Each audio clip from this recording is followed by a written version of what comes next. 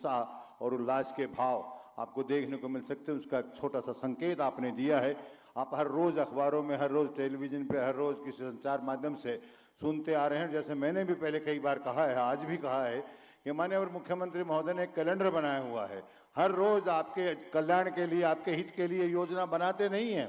योजना तो बनी हुई है, उनको क्रियान्वयन कैसे करते हैं, उनमें क्या क्या चीजें आ सकती हैं, वो हर रोज कहते हैं। जैसे कल ही वहाँ मानेसर में उन्होंने बहुत ही शानदार ढंग से जो शहरी स्थानीय निकाय के लिए कार्य किया, माननीय मंत्री महोदय श्री सुभाष सुधा जी यहाँ बैठे हैं, वो उनकी मौजूदगी में ऐसे रजिस्ट्री के पत्र उन्होंने दिए हैं जो 20 साल से 25-30 साल से लोग मुंतजिर थे, इंतजार करते थे। उनकी पीढ़ियां दर पीढ़ियां इस बात के लिए ललायित थी।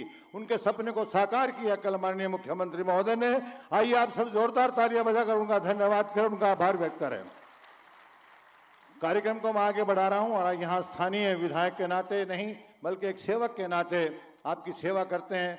पंचकुला को 7 सरोकार के माध्यम से चमकाने का जिनका जज्बा है, हरियाणा विधानसभा में नियुक्त श्री विवेकी व्यवस्थाओं के फलस्वरूप उसकी गरिमा में, गौरव में 4 चांद लगाते हैं मान्यवर श्री ज्ञानचंद गुप्ता जी, हरियाणा विधानसभा में स्पीकर महोदय। मेरी आपसे विनती है कृपया आप आएँ और मेजबान के नाते सबका स्वागत करें और अपना उद्बोधन दें। जोरदार तालियां गुप्ता जी के लिए। बहुत बड़ी संख्या में हमारे हरियाणा प्रदेश की आन बान शान हमारे सरपंच भाई, चुने हुए सभी प्रतिनिधि आज पंचकूला में पधारे हैं। एक बार जोरदार उद्घोष के साथ उस मातृभूमि का, उस हमारी माता का हम जयघोष करें जो मातृभूमि हमें खाने के लिए अन्न देती है, पीने के लिए पानी देती है, पहनने के लिए वस्त्र देती है। जिंदगी की जो भी जरूरियात हैं वो इस हमारी मातृभूमि से हमें मिलती हैं। तो दोनों हाथ खड़े करके, मुट्ठी बंद करके एक भारत माँ के नाम जयघोष। भारत माता की, भारत माता की, भारत माता की, वंदे वंदे। बहुत बहुत धन्यवाद। माता मनसा देवी की इस पवित्र भूमि पर पंचकूला में आयोजित इस राज्य स्तरीय पंचायती राज सम्मेलन में मुख्यमंत्री के रूप में हरियाणा प्रदेश के मुख्यमंत्री जो आज कार्यक्रम के मुख्य अतिथि हैं, आदरणीय नायब सिंह सैनी जी, विकास एवं पंचायत मंत्री मेरे छोटे भाई, आज जिनकी ख्याति जब से वो ग्रामीण एवं पंचायत विकास मंत्री बने हैं, अभी हम जब वो उठे थे उनका नाम लिया था, जो आवाज़ सुन रहे थे, जो शोर सुन रहे थे, मैं समझता हूं कि ये उनकी लोकप्रियता का प्रमाण है। ऐसे मेरे भाई महिपाल ढांडा जी, हमारे आदरणीय वित्त मंत्री श्री जेपी दलाल जी, आदरणीय सुभाष सुधा जी, आदरणीय हमारे बिजली मंत्री, आदरणीय अन्य सभी हमारे विधायक महोदय, हमारे पंचायत विकास विभाग के एसीएस अमित अग्रवाल जी और हरियाणा प्रदेश के कोने कोने से आए हुए गांव की एक जो पहचान हमारे आदरणीय सभी सरपंच, बीडीसी मेंबर, जिला परिषद के मेंबर, उपस्थित भाइयों, बहनों, बुजुर्गों, मैं पंचकूला का जनप्रतिनिधि होने के नाते सर्वप्रथम आपका इस पंचकूला की भूमि पर हार्दिक स्वागत करता हूं, अभिनंदन करता हूं। आज इस सम्मेलन में बहुत सारी माताओं बहनों को देख करके मुझे बड़ी खुशी हो रही है। आज हमारी पंचायतों के अंदर जिस प्रकार से 50% आरक्षण की व्यवस्था हमारी सरकार ने की, उसी का परिणाम है कि आज बड़ी संख्या में हमारी बहनें यहाँ पर इस सम्मेलन के अंदर उपस्थित हैं। मुझे विश्वास है कि यह महापंचायत आने वाले दिनों के लिए एक रोड मैप तैयार करेगी। यहाँ से जो हम संदेश लेकर के जाएंगे उसके बहुत अच्छे परिणाम हम सब लोगों को देखते मिलेंगे। हमारे गांवों के उत्थान के लिए, गांव में रहने वाले भाइयों के उत्थान के लिए जो जन कल्याणकारी योजनाएं हमारे यशस्वी मुख्यमंत्री आदरणीय नायब सिंह सैनी जी जिस प्रकार के निर्णय ले रहे हैं, निश्चित तौर पर मैं दावे से कह सकता हूं कि आने वाले दिनों के अंदर जो हमारे गांव हैं, जो विकास की धुरी के रूप में बनकर के उभरेंगे। आदिकाल से ही पंचायतों को एक गौरवशाली परंपरा हमारे देश के अंदर रही है। ऋग्वेद और अथर्ववेद में भी पंचायतों का जिक्र आता है।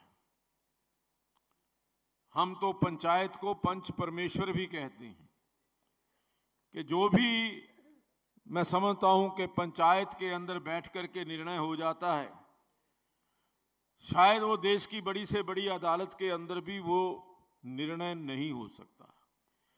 इसीलिए पंचायत को पंच परमेश्वर कहा गया है। और पंचायतें अपने गांव की स्थानीय समस्याओं को देखते हुए, स्थानीय मुद्दों को देखते हुए तुरंत जो निर्णय लेती हैं, मैं समझता हूं उससे बहुत बड़ा समय अदालतों का बचता है। बहुत सारे मुकदमे अदालतों के अंदर नहीं जाते जहां जहां पर हमारी पंचायतें मजबूत हैं। पंचायती राज के माध्यम से ही शासन की जवाबदेही और पारदर्शिता बढ़ती है, क्योंकि ग्रामीण जनता अपने प्रतिनिधियों से सीधे सवाल पूछती है। हमारी सरकार ने पंचायती राज में महिलाओं के आरक्षण की जो एक व्यवस्था की है,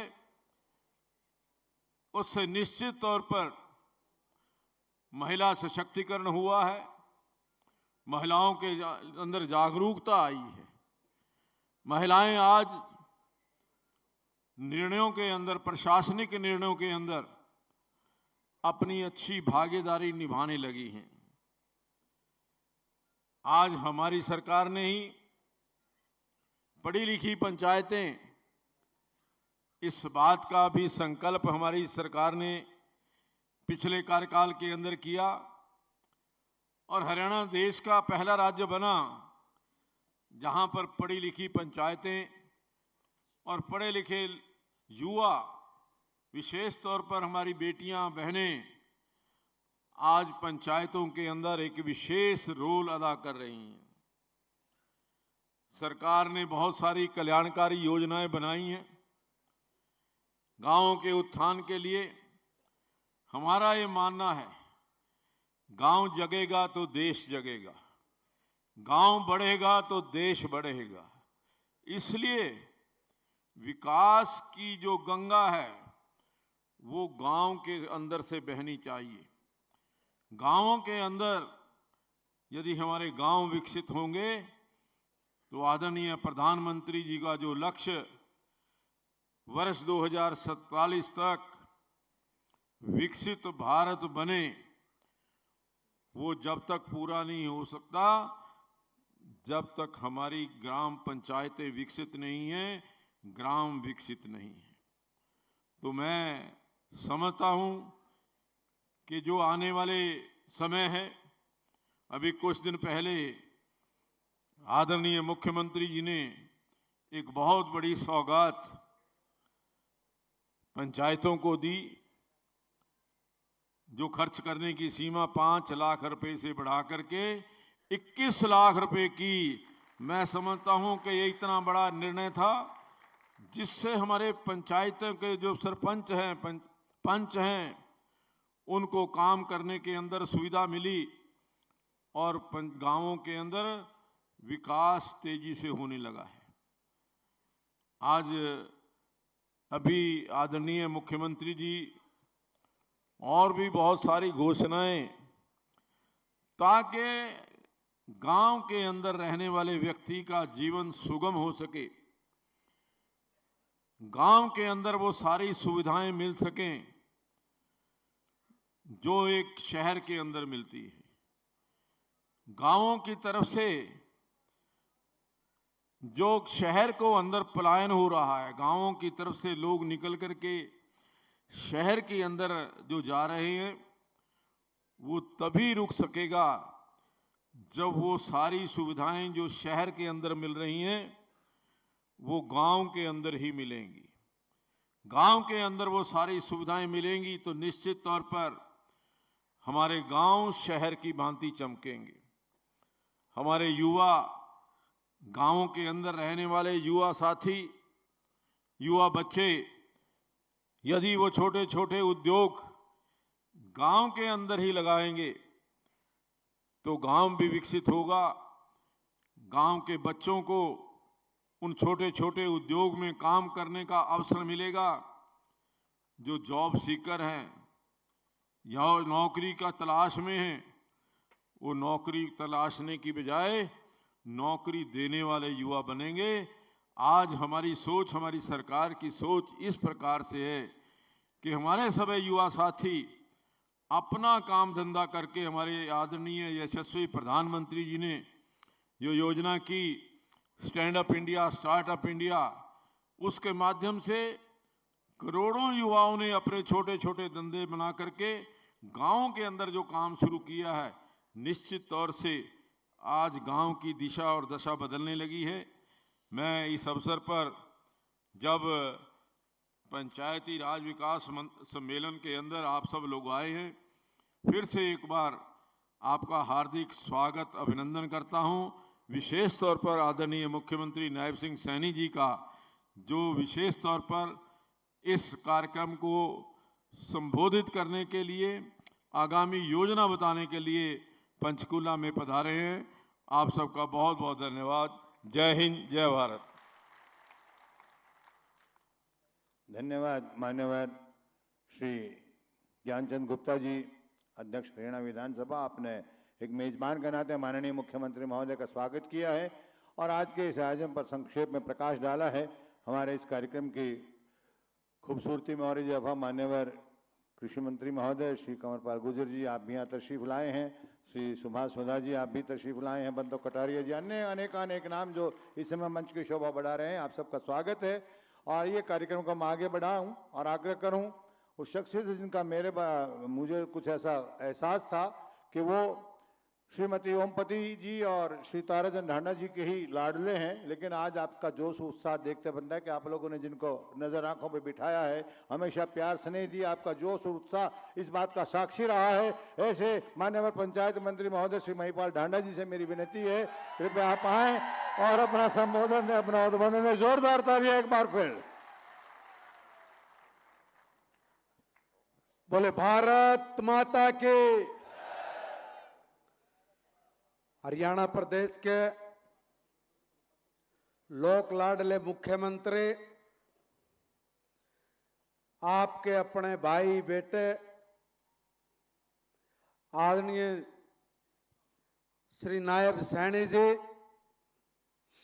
हरियाणा सरकार में मंत्री चौधरी कंवरपाल गुर्जर जी, चौधरी रणजीत सिंह चौटाला जी, श्रीमती सीमा तिरखा जी, अभी हम सबको अपना उद्बोधन देकर गए आदरणीय श्री ज्ञानचंद गुप्ता जी, जो हमारे हरियाणा विधानसभा के स्पीकर भी हैं और यहाँ जिस विधानसभा में आप बैठे यहाँ से विधायक भी हैं, आदरणीय श्रीमती कमलेश ढांडा जी, भाई मंत्री साथी हमारे संजय सिंह जी, हमारे बहुत ही जुझारू साथी आदरणीय कैबिनेट मंत्री भाई जेपी दलाल जी, हमारे साथी भाई बहुत मेहनती हैं आदरणीय डॉक्टर सुभाष सुधा जी, डॉक्टर भी कह दिया जी आज तो आप हाँ, पॉलिटिक्स का पीएचडी है। आदरणीय बंतो कटारिया जी, आदरणीय लतीका जी, भाई अमित अग्रवाल जी, हमारे सभी विधायकगण, भाई लक्ष्मण नापा जी, भाई लीलाराम जी, भाई लक्ष्मण जी, सीताराम जी, भाई और भी कोई रह गया तो सम्मानित मंच और सामने बैठे मेरे अपने ना हो को नहीं, मेरे दिल के टुकड़े हो भाइयों, आप सबके चरणों में प्रणाम। घोषणाएं तो और काम की बात तो आपके अपने हमारे लोक लाडले मुख्यमंत्री जी करेंगे। आज तो मैं 2-4 बात करने के लिए खड़ा हुआ हूं। 2-4 बात ये कि 60-70 साल तो ना एक मुश्त इस देश में अगर किसी ने राज करा ना, वह रही है कांग्रेस। और हम सब लोग गरीबा के बालक हैं, मेहनत और खून पसीने की कमाई तो हम लोग ऐडा खड़े हुए आज आकर नहीं।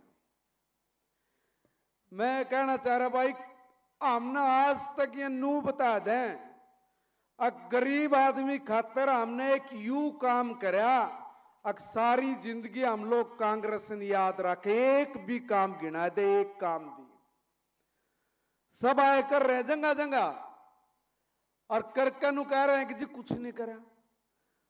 और किसी ने करा भाई, आप योजना उठा लो, मारा तो हमने गरीबी का राशन कार्ड भी नहीं बना के दिया, उसमें भी कंडीशन ला दी।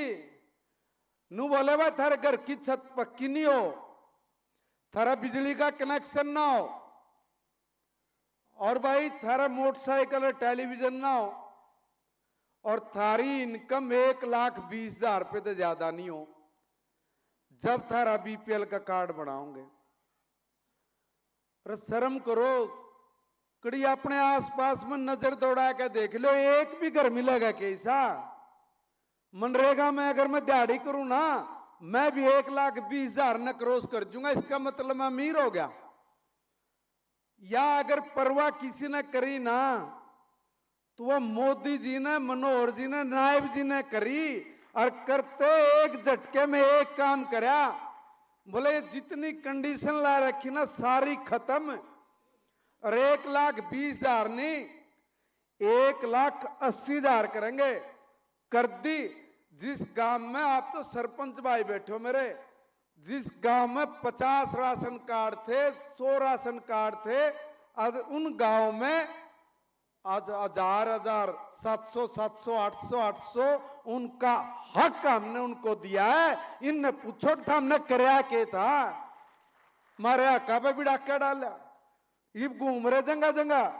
बिला भाई संविधान बचाओ, लोकतंत्र बचाओ, बाबा साहब भीमराव अंबेडकर जी को याद करो। कौन कह रहे हैं पता है?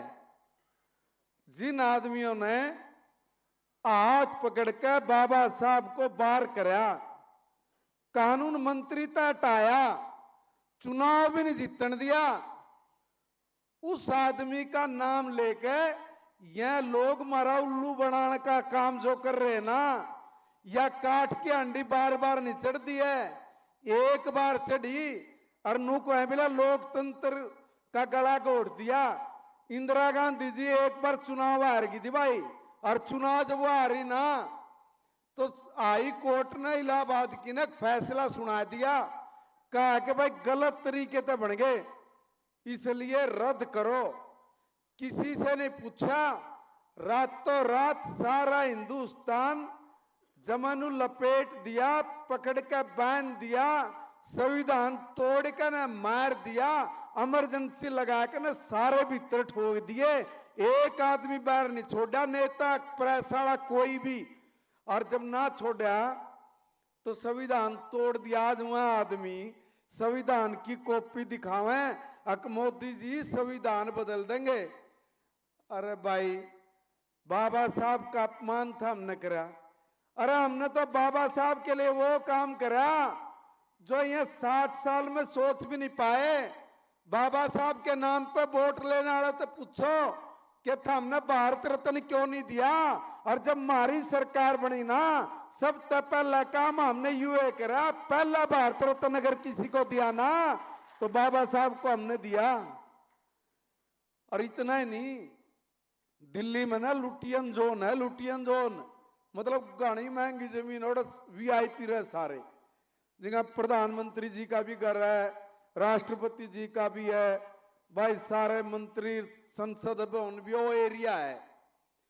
उस एरिया में 5-6 किला में ऐसा गजब का बाबा साहब के नाम पे म्यूजियम बनाया कि भारत के नहीं, सारी दुनिया के लोग, जिस व्यक्ति ने हिंदुस्तान का संविधान लिखकर न दिया, ऐसे बाबा साहब के बारे में अगर जानना हो तो उनको वहां उस म्यूजियम में सारी चीजों की जानकारी, उन्होंने क्या करा, कैसे संघर्ष किया, कैसे लोगों को कहा कि पढ़ो, शिक्षित बनो, इकट्ठे हो जाओ और इस अपने आप को मजबूत करो, ऐसे सिद्धांतों का आदमी अगर उसके बारे में हिंदुस्तान के अंदर 60-65 साल में अगर किसी ने सोची तो उसे सोचने वाले महानायक का नाम है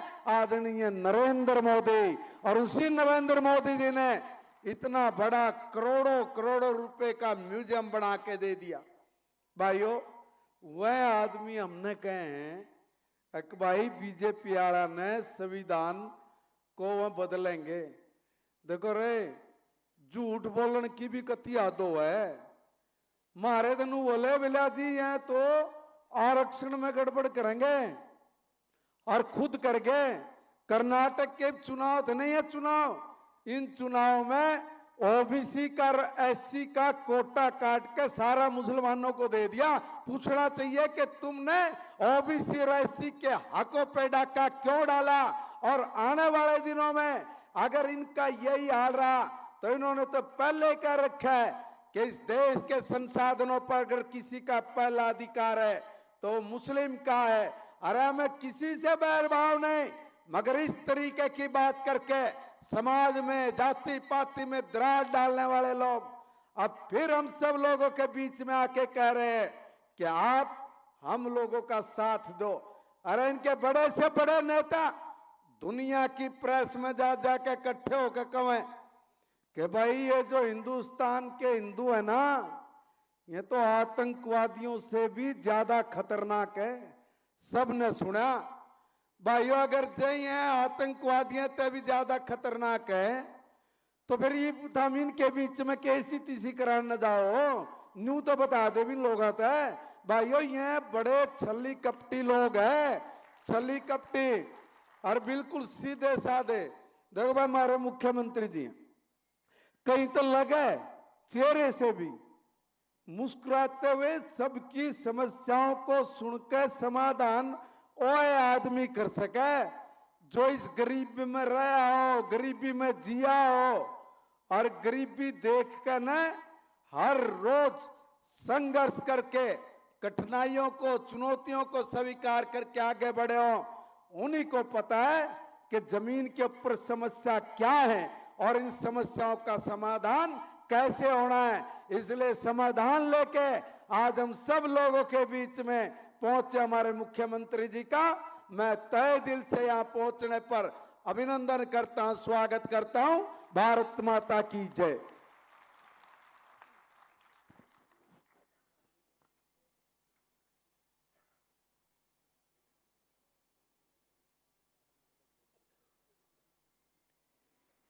जिस प्रकार का आत्मीयता का भाव माननीय पंचायत मंत्री महोदय ने दर्शाया है, तालियां ठीक है उनके आने पे भी बजी हैं, बीच में ही बजी हैं, लेकिन उसके बाद जो बजनी चाहिए तो उसमें मैं समझता हूं कि कम रह गई। एक बार जोरदार तालियां बजाकर आप बताइएगा। और ऐसे ही एक बहुत ही चहेते माननीय मंत्री महोदय श्री कंवरपाल जी, जो कि कृषि मंत्री के रूप में आज आपको सेवाएं दे रहे हैं, उनसे भी आग्रह कर रहा हूं कि इस कार्यक्रम की खूबसूरती के लिए आप आएं और आज के संदर्भ में अपना उद्बोधन दें। माननीय श्री कंवरपाल जी।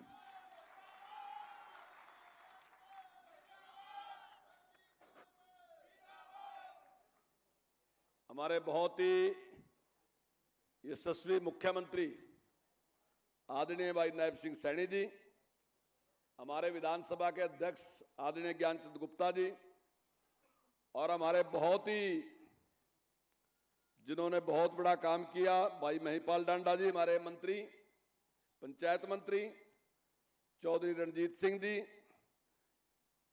हमारे बिजली मंत्री, हमारे वित्त मंत्री जेपी दलाल जी, हमारी शिक्षा मंत्री सीमा त्रिखा जी, हमारे फॉरेस्ट मिनिस्टर संजय सिंह जी, हमारे यूएलबी मिनिस्टर सुभाष सुधा जी, श्रीमती कमलेश डांडा जी, श्रीमती बंतो कटारिया जी, और पूर्व में हमारी विधायिका रही श्रीमती लतिका शर्मा जी, और पार्टी के सभी विधायकगण, पार्टी के पदाधिकारीगण और मेरे आदरणीय सभी सरपंच साहबान, भाई और बहनों, मैं आप सबकी ओर से और अपनी ओर से माननीय मुख्यमंत्री जी का आभार व्यक्त करता हूं जो निर्णय उन्होंने लिया और जो अधिकार उन्होंने बढ़ाए सरपंचों के, तो मैं इसके लिए उनका आभार व्यक्त करता हूं। मैं दिल से इस बात को स्वीकार करता हूं और हर बार जहां भी मौका मिलता है मैं हर जगह ये बात कहता हूं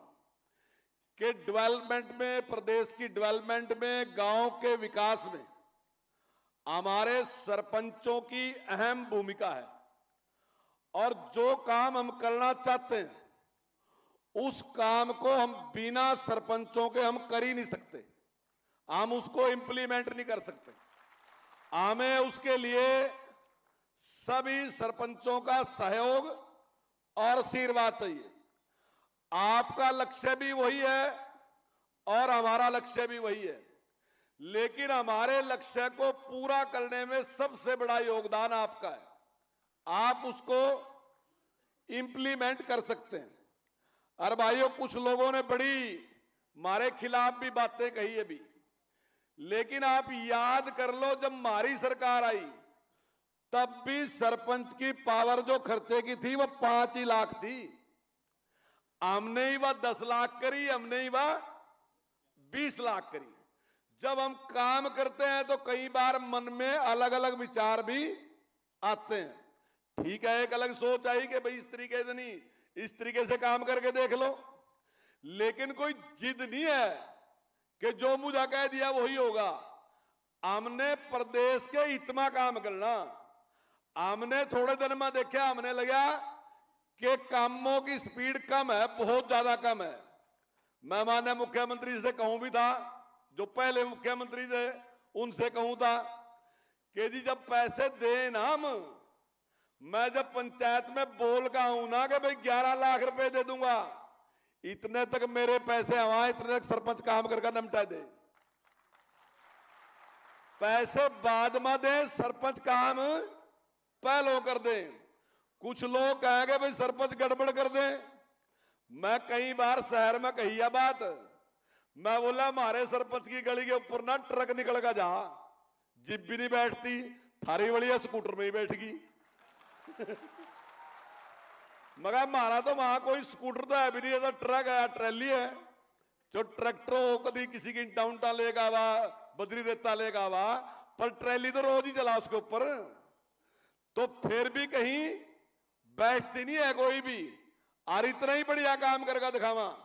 और भाइयों हमारे अधिकारी बैठे बहुत, पर मैं अधिकारियों के सामने भी कहूं कि जो नॉलेज गांव के आदमी ने सरपंच ने है ना, तो वह होती नहीं है आसानी से कह देंगे टेक्निकल है। भाई टेक्निकल है। मेरी एक बारी एक नाला बन रहा था, तो ग्रीवेंसेस की मीटिंग चल रही थी, तो डीसी ने कहा कि भाई टेक्निकल जो आदमी है वो तो एक पुरानी बात है इनकी नहीं, तो डीसी ने कहा नाला इस साइड में बनागा, तो सरपंच कहता जी पानी नहीं चढ़ने का। बोला है तो टेक्निकल आदमी है। मैं बोला जी यही सबसे बड़ा टेक्निकल है जो कि खेत में पानी लगावा, इससे बड़ा टेक्निकल कोई ना मापा ना गिना कुछ करार, फिर भी पानी ने अपने जगहों तक पहुंचावा, इसी की बात ठीक होगी। लेकिन क्योंकि डीसी को तो टेक्निकल पर विश्वास था, वो टेक्निकल ने बना दिया, नाला चला नहीं। लेकिन वो जो सरपंच कहता हुक्कर वो ठीक था। तो भाइयों मैं लंबा ना बोलते, मैं दोबारा फिर माननीय मुख्यमंत्री जी का आभार व्यक्त करता हूं और अपने पंचायत मंत्री का भी धन्यवाद करता हूं कि उन्होंने बहुत ही अच्छा निर्णय लिया। और भाइयों जो थोड़ा टाइम है, पैसे थोक में पड़े इस टाइम सरपंचों पर भी, आरी बोर देंगे भी। मुख्यमंत्री जी घोषणा करेंगे। और मेरे से ब्लॉक समिति वाले और जिला परिषद वाले भी मिले, वह भी बार बार कह रहे जी इसमें सुधार करका, पैसे बहुत पड़े, तो उन्हें सारे के सारे काम जल्दी से जल्दी करका और लोगों की सेवा करने का काम करेंगे। आप सबका बहुत बहुत धन्यवाद। जय हिंद। क्या बात है, कार्यक्रम में आनंद आ रहा है आप सबको। ऐसा लगता नहीं कोई भाषणबाजी हो रही है, ऐसा लग रहा है कि अपनों के बीच में बहुत ही आत्मीयता का भाव नजर आ रहा है। एक बार मेरी बात को स्वीकार करते हुए तालियां बजाइएगा।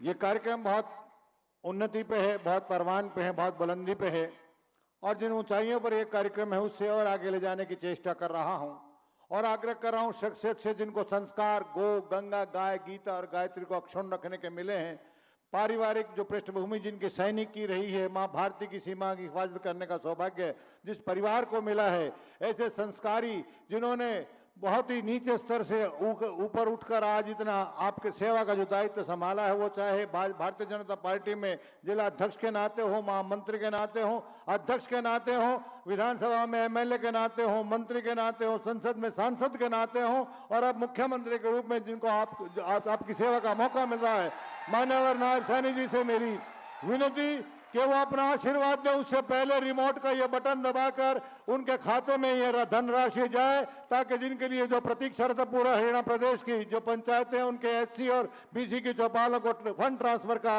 ये बटन दबाने का कष्ट करें। माउस सर आपके पोडियम पे भी है, सीट के सामने भी है, बटन दबाने का। हाँ सर, यहाँ भी है सर। ये धनराशि चौपालों के जीर्णोद्धार के लिए काम आएगी, उनमें कोई काम अधूरे रहे वो पूरे होंगे। क्या बात है ये। और ये धनराशि मैं जो बताऊंगा वो कम प्रभावी होगी, माननीय मुख्यमंत्री महोदय बताएंगे। एक बार जोरदार तालियां उनके लिए बजाएं।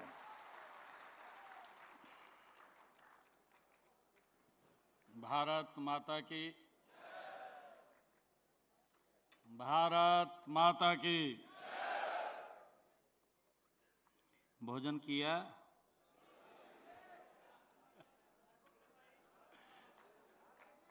खाया ना भोजन है? आ गया? अच्छा,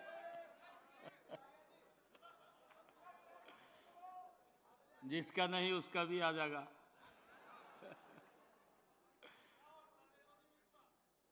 चाय भी पिलाएंगे, चिंता न करो।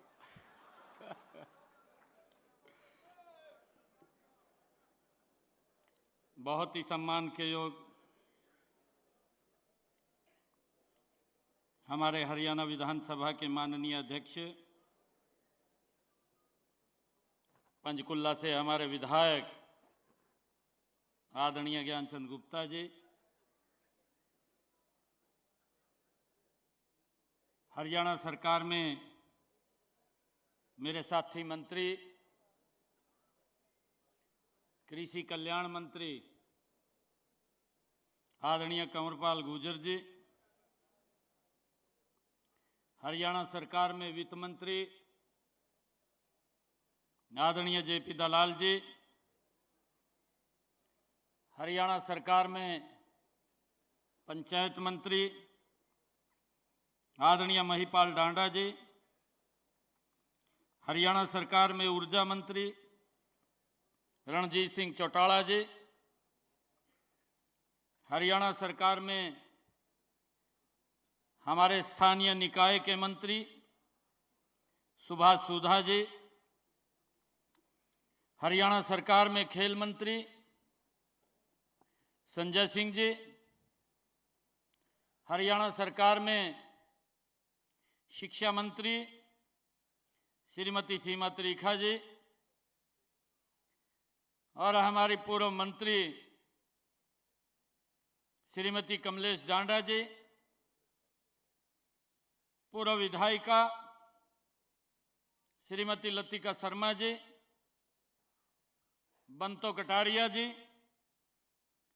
हमारे विधायक लक्ष्मण यादव जी, घनश्याम सराफ जी, नयनपाल रावत जी, सत्यप्रकाश जरावता जी, लक्ष्मण नापा जी, सीताराम यादव जी, लीलाराम गुर्जर जी और हमारे जिला के माननीय अध्यक्ष दीपक शर्मा जी, प्रमोद कौशिक जी हमारे जिला के प्रभारी, शिवालिक के हमारे बोर्ड के चेयरमैन ओम प्रकाश देवी नगरिया जी और हमारे पंचायत विभाग के अधिकारी अमित अग्रवाल जी आईएएस, मंच पर विराजमान सभी हमारे विधायक और पार्टी के पदाधिकारीगण, सभी अधिकारीगण और आज इस सभागार में उपस्थित बहुत ही मान और सम्मान के योग्य हमारे इस लोकतंत्र की प्रथम इकाई के मजबूत सभी हमारे सरपंच और पंचगण, सभी पत्रकार एवं छायाकार मित्रों, आप सबको मैं दोनों हाथ जोड़ करके राम राम करता हूं।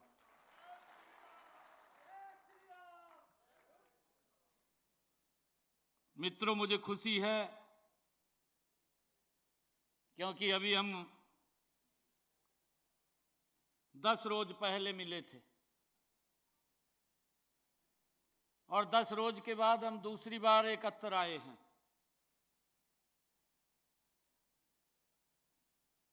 क्योंकि जब से जिम्मेवारी मिली थी, उस जिम्मेवारी के बाद कोड ऑफ कंडक्ट में हम थे, वो सारी बातें मैंने आपसे साझा की हैं। मैंने जब आप लोगों की मांग थी, उस मांग को पूरा करते हुए हमने कहा था कि हम शीघ्र ही आप लोगों को बुलाने वाले हैं। परंतु उस बीच में मैंने एक बात और कही थी, किसी को ध्यान है क्या कही थी मैंने? क्या कहा था? है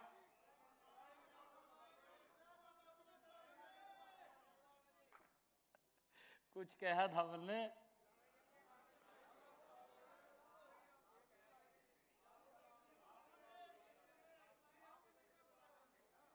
क्या कहा था? मेरी समझ में नहीं आया। एक बोलो, एक जना बोलो।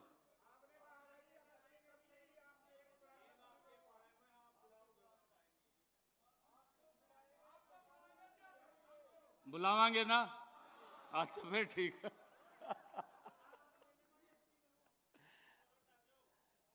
मैंने ये कहा था कंडीशन हट गई सारी, चिंता न कराता है, तेने लेटर नहीं देखा।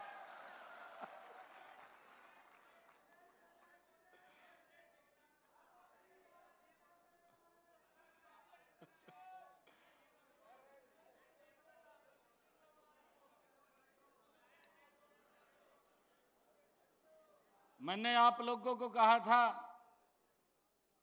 भी आप हमें बुलाएंगे, गेंद आपके पाड़े में है, यही बात कही थी मैंने। और जो आपकी मांग होगी हम उसके ऊपर विचार भी करेंगे। हमने आपको बुलाया था और आज भी मैंने आप लोगों को बुलाया है, और आज विशेष काम के लिए कि गांव की विकास की गति तेज हो, क्योंकि हम देखते हैं ये पहली बार है। अभी महिपाल जी हमारे पंचायत मंत्री बोल रहे थे, कंवरपाल जी ने भी उस बात की चर्चा की है, और मेरे भी खूब ध्यान है। एक समय ऐसा था,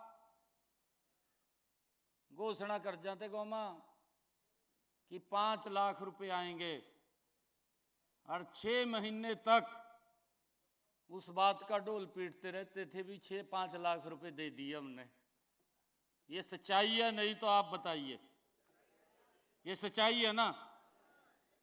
5 लाख दे करके 6 महीने तक उस बात को गाते रहते थे कि भाई तेरे गांव में 5 लाख दे दिए, ये बात बोलते रहते थे। परंतु आज ये 5 लाख की बात नहीं है। जब से 2014 से भारतीय जनता पार्टी की सरकार बनी है, भाई 5 लाख की गिनती नहीं हो रही है कितने पैसे गांव के अंदर रह गए हैं। लेने लिया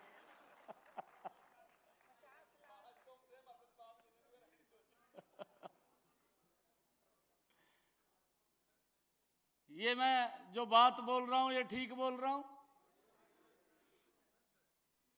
भाइयों? इस प्रकार की ये स्थिति थी, परंतु मैंने पीछे भी आप लोगों को बताया था कि हमने इसके अंदर बड़ा बदलाव किया है। और बदलाव ये किया है, हम देखते हैं कि जो पंचायतों का पैसा था 2014 से पहले वो 600 करोड़ रुपए था बजट, और आज कितना है? आज ये बजट 7,276 करोड़ रुपए है। एक जमीन आसमान का अंतर है। हम ये भी देखते हैं कई गांव ऐसे हैं जिन गांव के अंदर पैसा लगाने की जगह भी नहीं बची है। ऐसे बहुत सारे गांव हैं, और नहीं तो हम काम के लिए तरसते रहते थे, मेरी गली बन जा, मेरा ये हो जा, मेरा वो हो जा। मैं एक कहावत आपको बताता हूं, कहावत नहीं है, सच्चाई है ये। नारायणगढ़ से मैं 2014 में विधायक था। आदरणीय मनोहर लाल जी ने अपनी कैबिनेट में मंत्री बनाया। तो एक व्यक्ति मेरे पास कभी किसी को भेजता, कभी किसी को भेजता। गांव से बाहर मकान बना लेते हैं गांव के अंदर। 500 मीटर दूरी के ऊपर उसने गांव से बाहर हट करके अपने खेत में मकान बना लिया।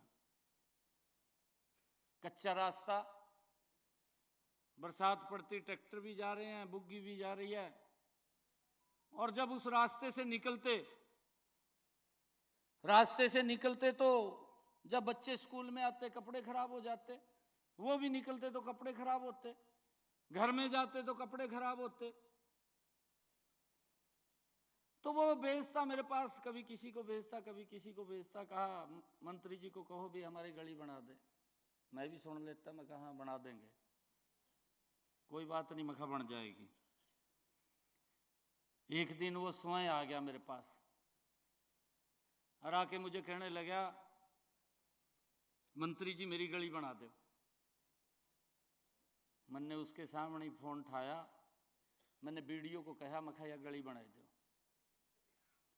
10 दिन के अंदर वो गली बनकर तैयार होगी, उसके ऊपर वो टाइलिंग लगी, घर से वो बच्चे भी चाहे स्कूल में जाएं चाहे बाजार में जाएं, कितनी बरसात पड़ रही, पैर का गारा नहीं लग रहा, सुक्के मानो घर जा रहा, सुक्के माते घर वापिस आ रहा। पर व्यक्ति का कमाल है, वो सड़क के ऊपर गली पर खड़ा होकर कहा सरकार कोई काम नहीं कर रही।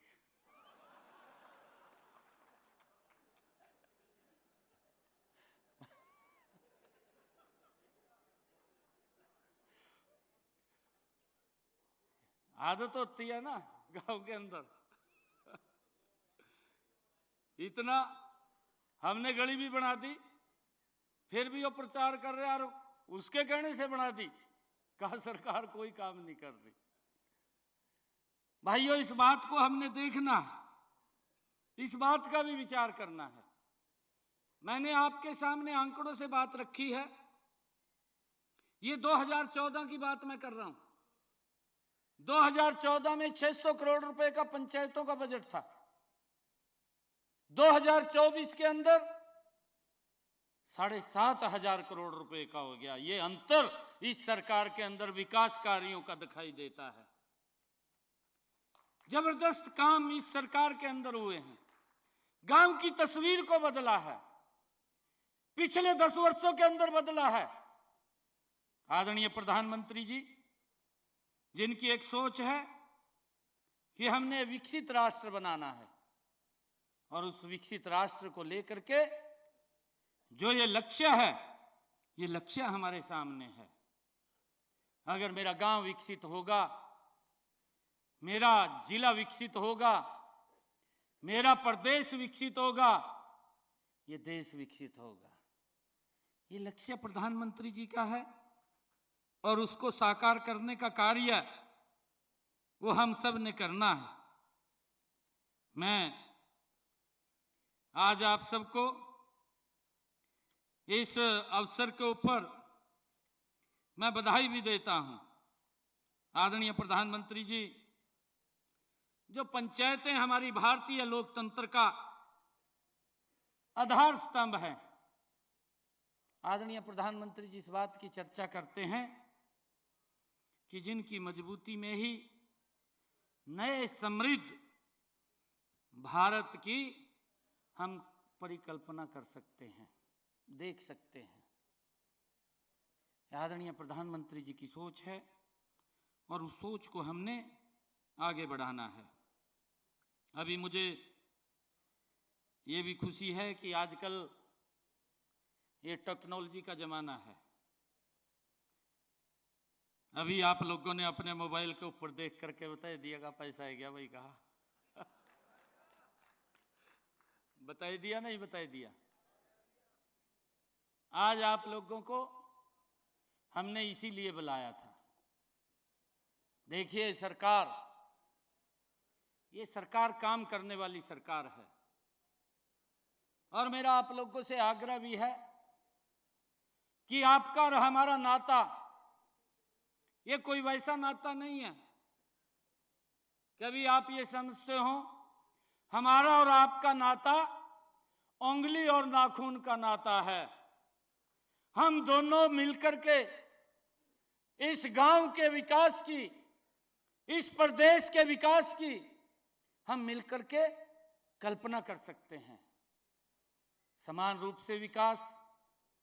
आदरणीय नरेंद्र मोदी जी ने इस बात के ऊपर जोर दिया है कि सबका साथ, सबका विकास, सबका विश्वास, और उस बात को लेकर के हमने आगे बढ़ना है।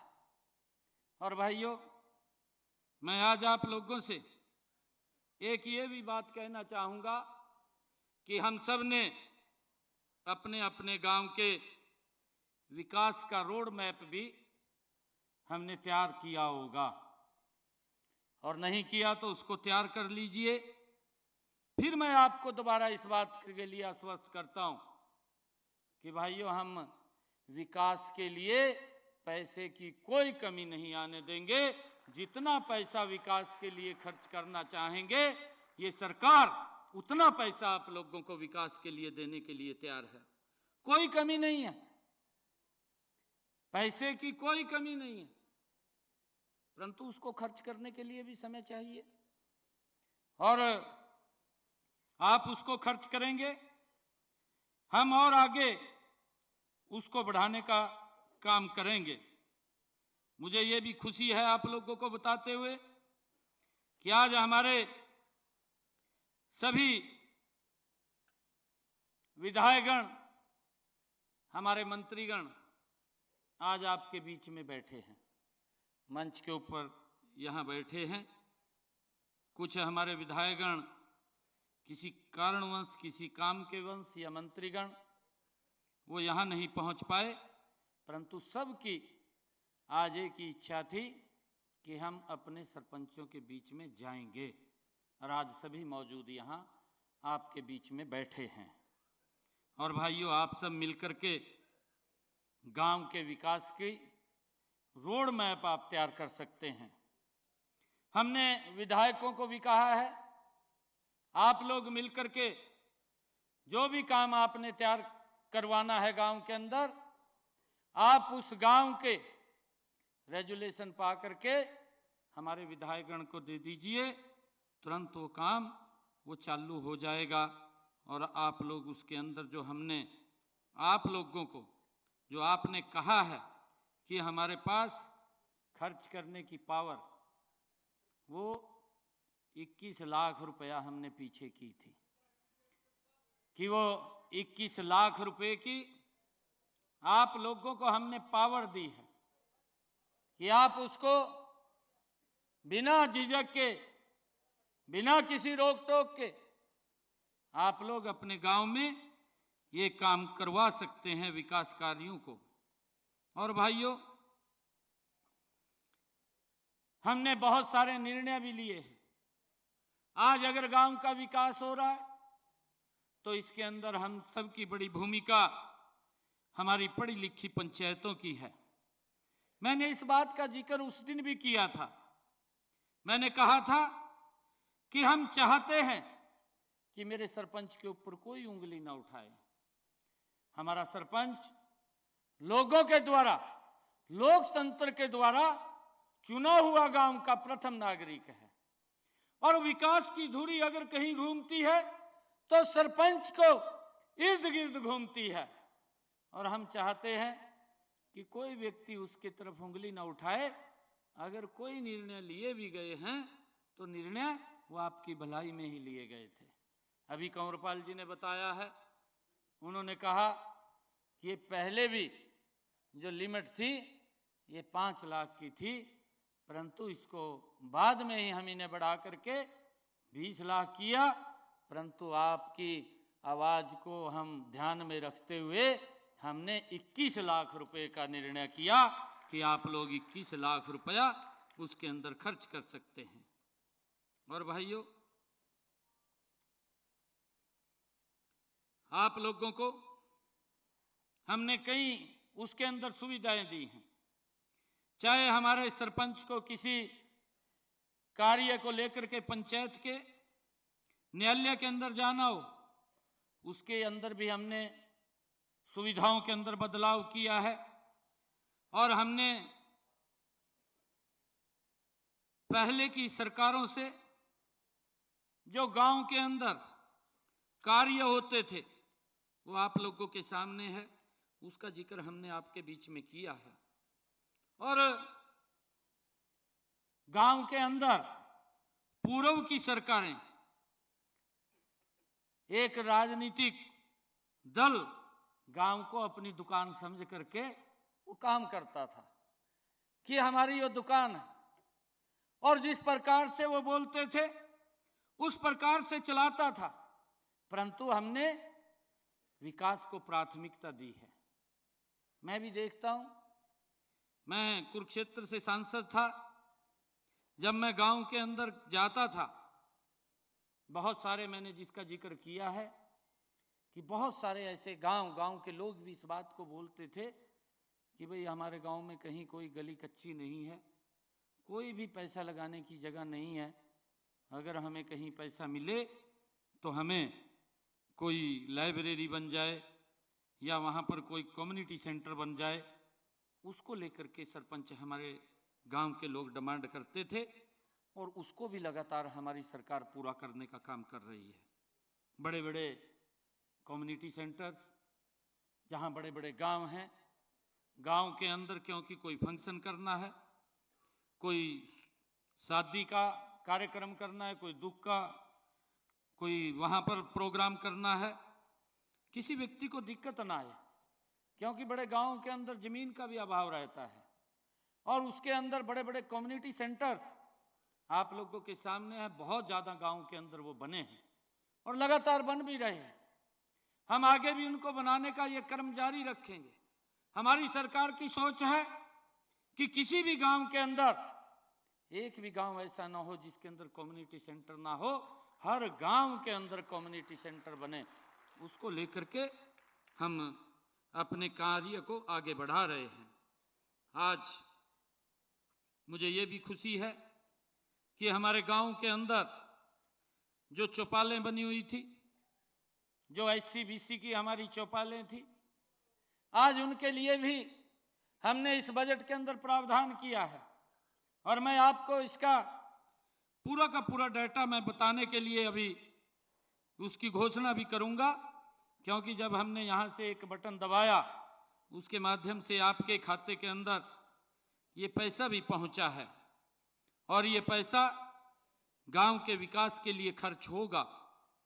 और क्योंकि ये विकास की एक सतत प्रक्रिया है और इस सतत प्रक्रिया के अंदर हम लगातार गांव के अंदर कोई गली टूट जाती है, कोई सड़क टूट जाती है और उसका निर्माण भी फिर होता है। कई बार प्राकृतिक आपदा आ जाती है। अभी पिछले दिनों हम सब ने देखा है कि एक बाढ़ का प्रकोप बड़ा आया। हिमाचल के अंदर बहुत ज़्यादा बरसात हुई और बरसात के कारण हमारी काफ़ी सड़कें वो टूट गई, क्योंकि बाढ़ की स्थिति आ गई थी।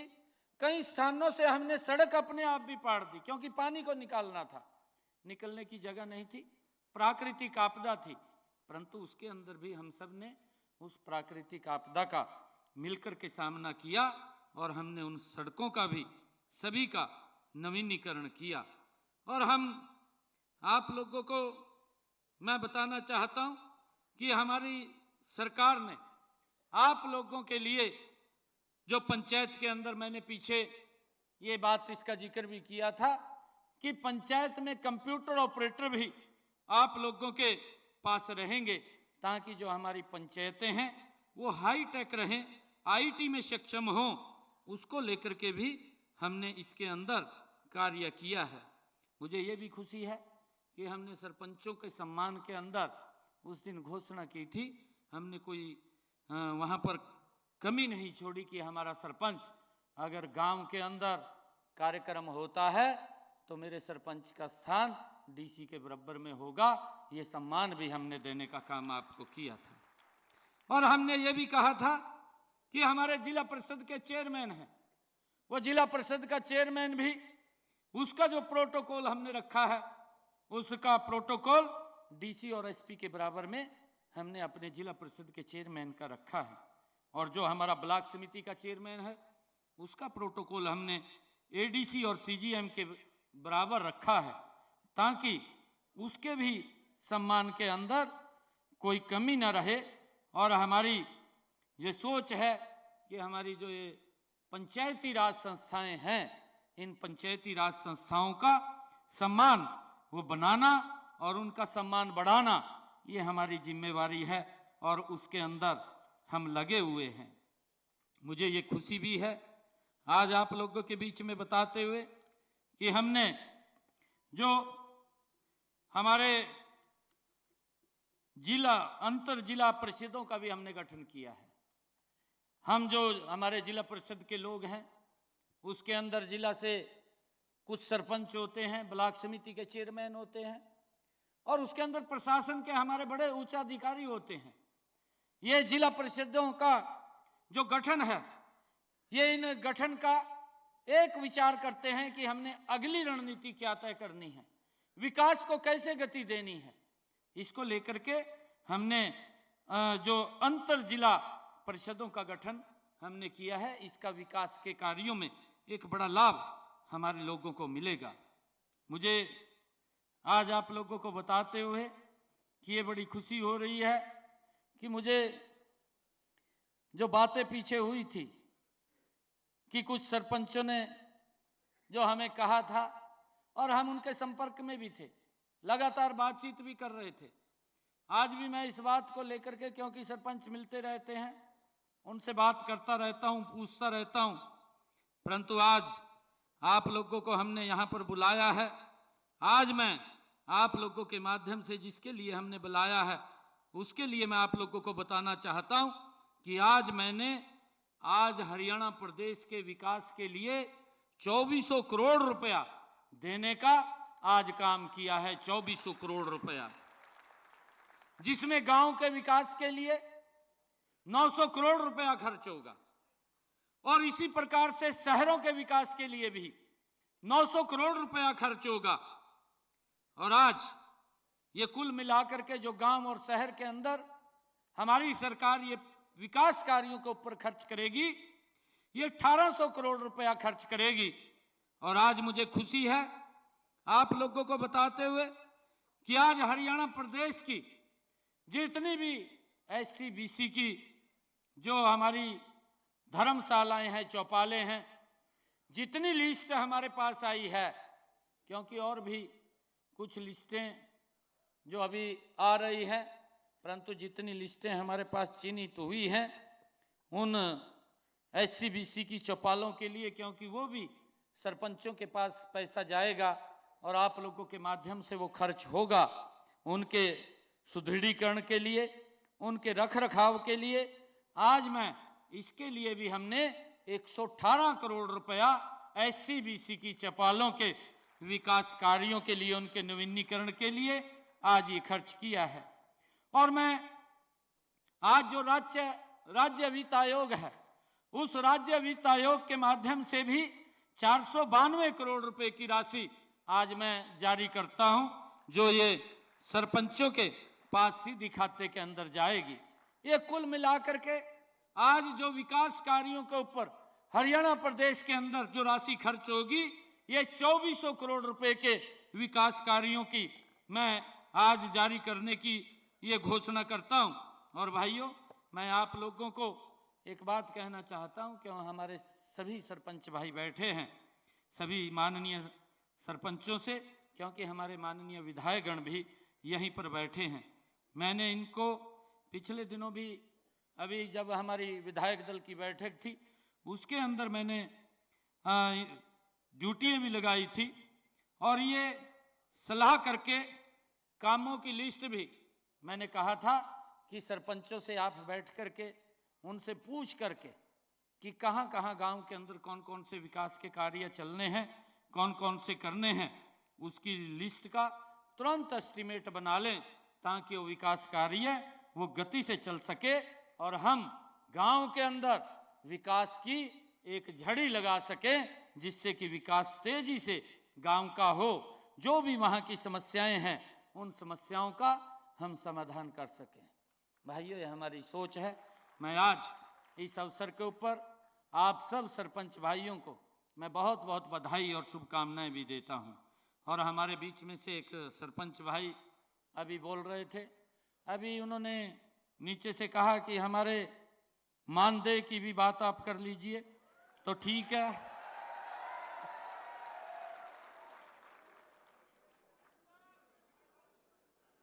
मैं आज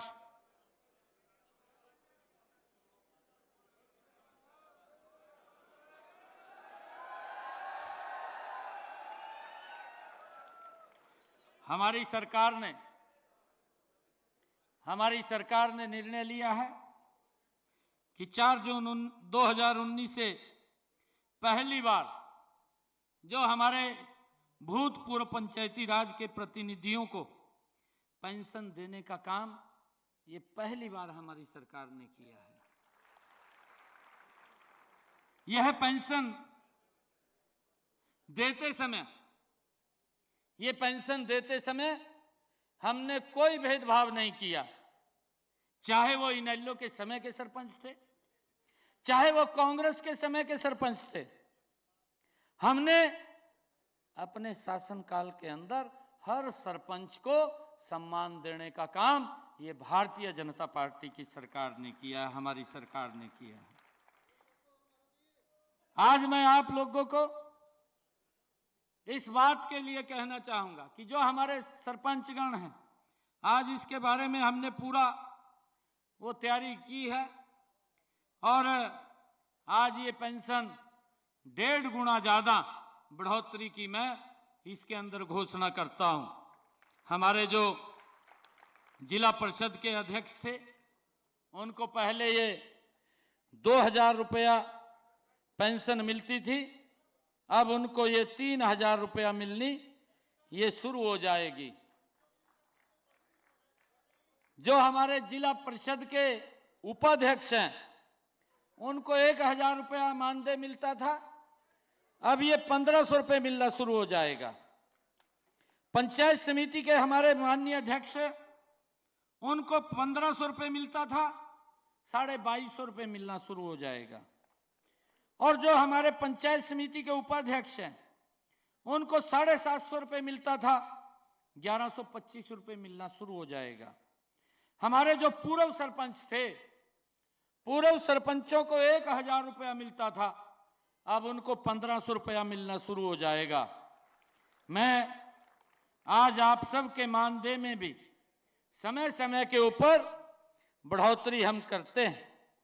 आज सरपंचों के मानदेय के अंदर हमारे जो सरपंच थे 2014 की जब हमने ये निर्णय लिया था, 2019 के अंदर आप लोगों को 2,000 रुपये की पेंशन मिलती थी, अब इसको बढ़ा करके हम 5,000 रुपये कर रहे हैं।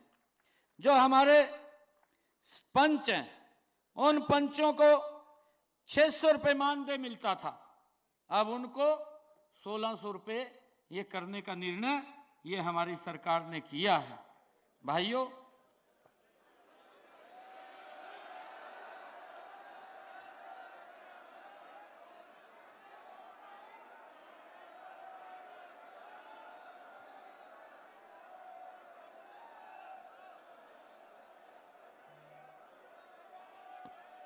मैं आप लोगों को इस बात के लिए आश्वस्त करता हूं, मैंने आप लोगों को कुरुक्षेत्र में भी कहा था और अब फिर कह रहा हूं, अभी तो मैं ही बुला रहा हूं।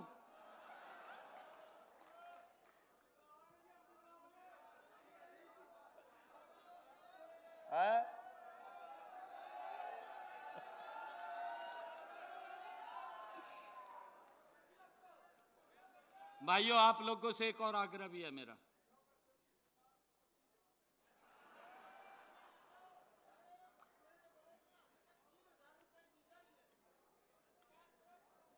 मेरा आप लोगों से आग्रह है, सभी से। देखिए, मैंने आप लोगों को एक शब्द कहा था कि आपका और हमारा नाता वो वैसा नाता नहीं है। हमारा नाता है उंगली और नाखून का, ऐसा नाता हमारा है। और मेरा आप लोगों से आग्रह है, देखिए, हमने इस छोटे से कार्यकाल के अंदर सुधारीकरण के अंदर एक से एक निर्णय हम हर रोज ले रहे हैं। हमें ये भी मालूम था कि गांव के अंदर हमारे किसान को, क्योंकि हम उस पृष्ठभूमि से जुड़े हुए हैं सभी के सभी, ये दिक्कत आती थी। हम देखते थे, हमारी कैबिनेट में निर्णय लिया, जब ये प्रस्ताव आया कि हमारे किसान को जब ट्यूबवेल फेल हो जाता है और फेल हो गया तो उसने 100 मीटर 50 मीटर की दूरी के ऊपर दूसरा ट्यूबवेल लगाना है, कनेक्शन शिफ्ट होने में दिक्कत आती थी। परंतु हमने ये निर्णय किया कि मेरे किसान को ये दिक्कत नहीं आनी चाहिए, उसका तुरंत वो कनेक्शन शिफ्ट हो जाना चाहिए। ये निर्णय हमारी सरकार ने लिया है। हमारी सरकार ने यह भी निर्णय लिया है कि जो हमारे भाई हैं कि जिनका 2 किलोवाट का कनेक्शन है, हमने उसको भी सरचार्ज से मुक्ति दिलाई है। ये भी कैबिनेट के अंदर फैसला लिया है। और उसके अंदर ये फैसला लिया कि अगर कोई भाई 1 महीने के लिए कहीं घूमने चला गया, 1 भी यूनिट खर्च नहीं किया, तो उसका बिल 0 आएगा, उसको कोई बिल नहीं आएगा। हमने ये निर्णय लिया है। बहुत सारे निर्णय हमने इस अल्प समय के अंदर लिए हैं जो प्रदेश के हित के अंदर हैं, प्रदेश के लोगों को जिसका लाभ मिल रहा है। हमने गांव के अंदर बहुत सारे और भी कार्य करने हैं और लगातार हमारी सरकार हर रोज कोई ना कोई इस प्रदेश के आवाम के लिए, इस प्रदेश के लोगों के हित के लिए वो निर्णय ले रही है ताकि विकास की गति और ये देश प्रदेश हमारा विकास की गति के अंदर आगे बढ़े। भाइयों, आप लोगों से मैं अपील करना चाहूँगा, देखिए हम मजबूती से आप लोगों के साथ हैं। अभी हमारे मंत्री जी कह रहे थे, हमारे डांडा साहब, भाइयों मैं आप लोगों से अपील करूंगा, आपने चिंता करने की जरूरत नहीं है। चिंता करने के लिए हमारी टीम ये बैठी है ऊपर। जो भी आप लोग प्रस्ताव देंगे वो प्रस्ताव हम उसको पारित करेंगे और वो आपके हित के अंदर करेंगे ताकि आपके गांव का विकास हो और इस प्रदेश का विकास हो। परंतु आने वाले समय के अंदर भाइयों आप सब भी मजबूती से इन लोगों को मजबूत करने का काम करें, ये निवेदन भी मैं आप लोगों से करता हूं।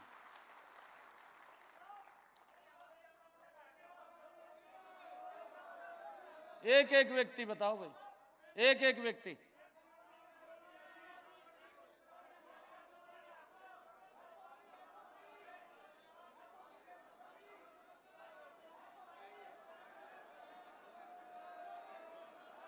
क्या है?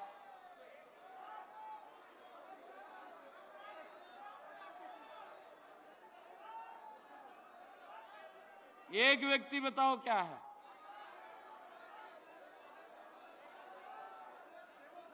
हैं?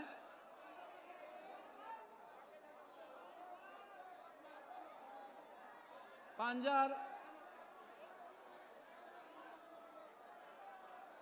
मैं समझा नहीं।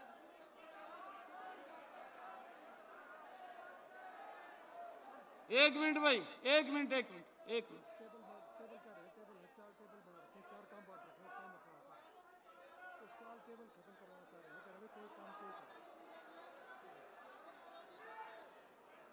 एक मिनट भाई,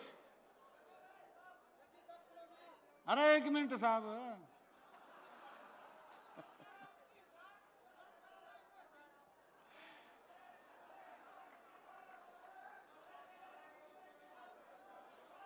भाई मेरी बात सुनो, एक मिनट, एक मिनट। अरे मेरी बात तो सुन लो, बात सुनो नेक मेरी। मेरे पास से फिर आप दोबारा कलवा रहे हैं। मैंने आप लोगों को कुरुक्षेत्र में भी कहा और अब फिर कह रहा हूं, भाई जो कुछ काम आपकी मांग है?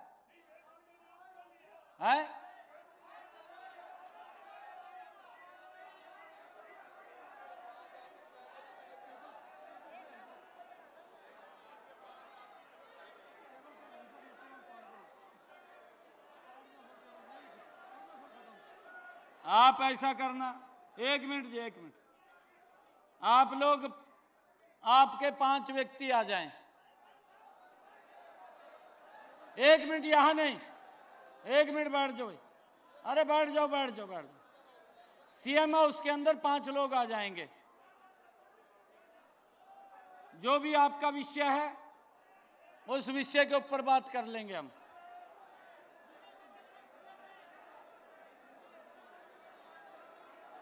भारत माता की, भारत माता की।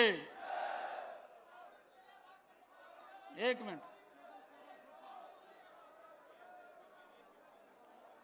अरे मैंने कह दिया ना 5 लोग आ जाएंगे, 5 लोग सीएम हाउस आ जाएंगे 1-2 दिन के बाद,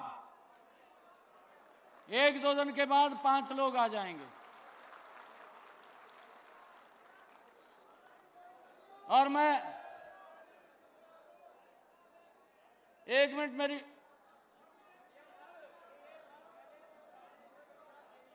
अच्छा एक बात बताइए भाई, आप लोग सरपंच है ना गांव के सारे, फिर राम ते बैठ जाओ ना मेरे यार।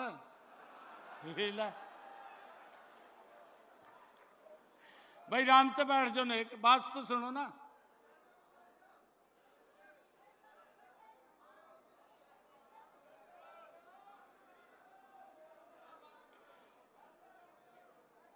मैंने आप लोगों को एक बात कही थी कि आप भी हमें बुलाएंगे, आपकी कुछ मांगे होंगी, आप जब बुलाएंगे वो मांग पत्र हमारे पास आएगा तो उसके ऊपर विचार होगा। ऐसा नहीं है कि विचार नहीं होगा।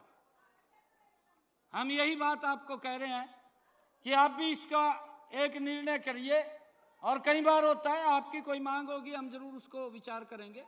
ऐसा नहीं है कि विचार नहीं होगा। जब इतना सारा कर दिया तो उसमें क्या दिक्कत आ रही है क्या?